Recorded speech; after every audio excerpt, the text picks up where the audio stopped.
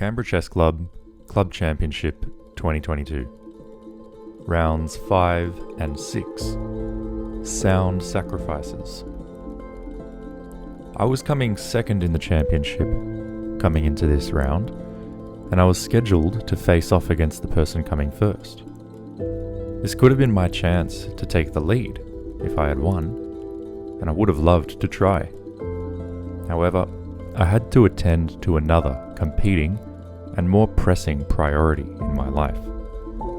I did attempt to reschedule the game so that my prior commitments and priorities would not clash, but sadly this was not possible. And so I had to sacrifice not just a pawn or a piece, but the whole games, and with them maybe my chances at winning the tournament. I was granted a bye by the event organisers for one of the two games, but received no points at all for the second game that I missed.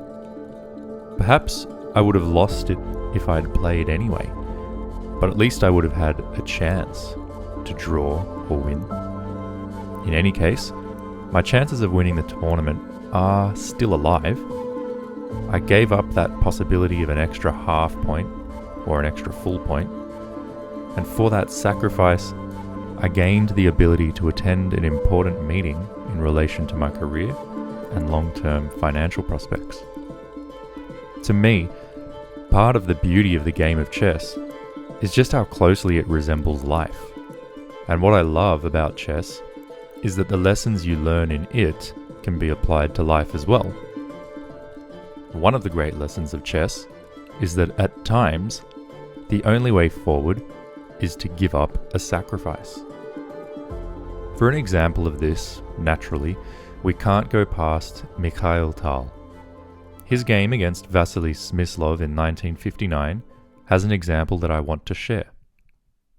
On move 11, Smyslov attacks Tal's bishop. Let's start here. Mikhail Tal does not move his bishop. Instead, he counterattacks Smyslov's queen with bishop d2.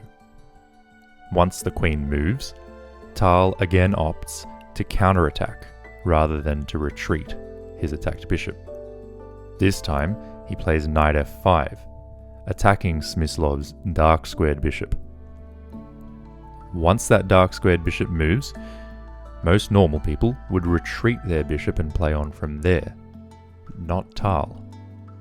He once again leaves his bishop unattended and goes about creating a strong counterattack with queen h4. This sacrifice of the bishop gains Tal the ability to put his queen on g5, where it, in conjunction with the knight on f5, and with the potential for help from the dark-squared bishop, if it can land on c3 at a timely moment, provides strong threats against the king. The immediate threat is queen takes g7 with checkmate. Smyslov deals with that by knight h5, which attacks the queen, defends the g7 mating square, and also offers to give back a piece. After giving a check with the knight, Tal does regather the piece, but in doing so, leaves his knight on pre. The point is that if taken, the dark-squared diagonal toward the king would also be opened, and that bishop c3 idea would come with great effect. Therefore, Smyslov did not take the knight, but instead played queen takes a2, threatening mate on a1. Here, bishop c3 by Tal creates a flight square for his king and also heightens the pressure towards Smyslov's king. On knight f6, we come to the whole point of this ridiculous example. The point is that for Tal, who is objectively in a much, much better position at this point, there is only one move that will retain his advantage. All other moves, at best, blow the position back to equal and make Tal much worse than Smyslov. So, how to proceed? What is the only possible way to continue the attack?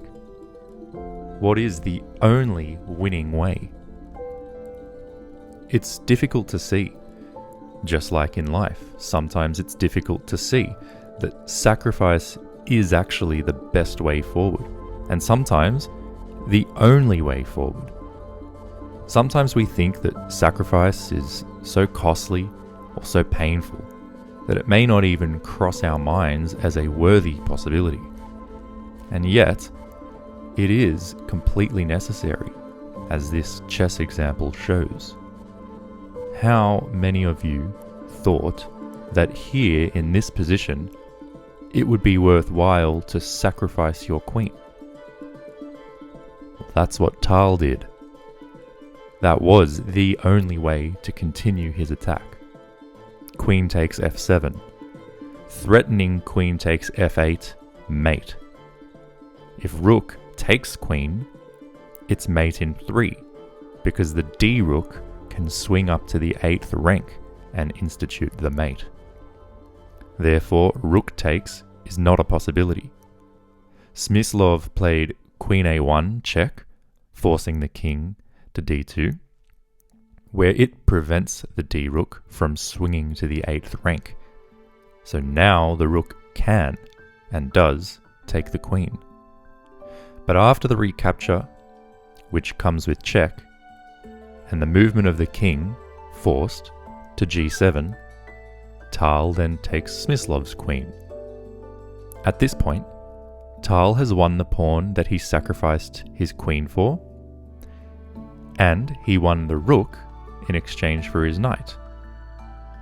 He's now much better, and a few moves later, Smyslov just resigned. In life it is the same, and in round 5 and 6 I had to give up my attendance, and with it, the chance to win extra points in the tournament, in order to move forward in other aspects of my life. Unlike with Tal's great sacrifice, this wasn't my only way forward, but nonetheless, the concept still holds true that sometimes sound sacrifices are the best way forward, and I do adhere to that. From this point on, for the remaining 3 rounds of the tournament, I do not have any foreseeable commitments outside of the chess arena. I am, as we approach the 7th round, coming in second in the tournament, and my chances of winning are still alive. Join me next week to find out how we go.